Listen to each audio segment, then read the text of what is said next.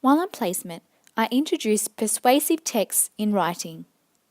This lesson follows on from a previous lesson where students created a plan surrounding a certain argument. I think it's integral to link lessons together, building on the students' prior knowledge from one lesson to another.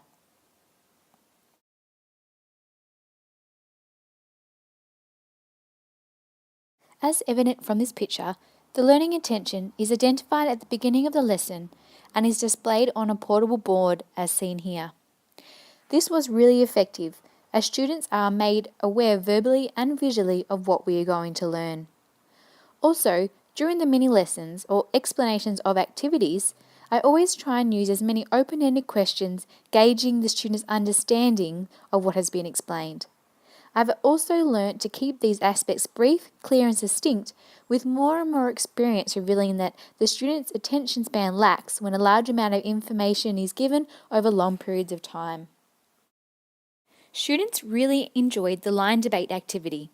However, they actually got so engaged near the end and all wanted to say their argument that it was hard to control the activity. Therefore, despite numerous warnings, I had to say, I think it's best if you stop now, before it really got out of control.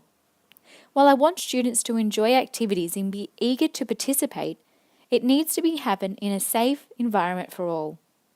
Therefore, after completing the activity, I had to remind students how to work effectively in a team, alluding to our classroom norms. Feedback from the teacher revealed I handled the situation correctly, and sometimes you need to stop activities before they escalate, as long as you explain to the students why you have done so. During the mini lesson, while I was modelling how to write the introduction, a student said, "But we were taught to do it like this last year."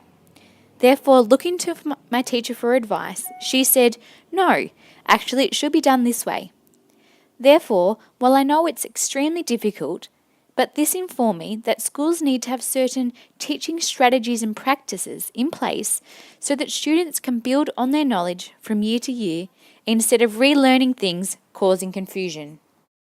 Lastly, it became increasingly apparent throughout this lesson and placement how important sharing and reflecting is at the conclusion of any lesson. Whether it be sharing students' work, asking questions about what we have learnt, or asking how students felt they worked in that class, to name a few. Also, similar to the maths lessons, I really like to display the work we have created from class on display boards for students to view.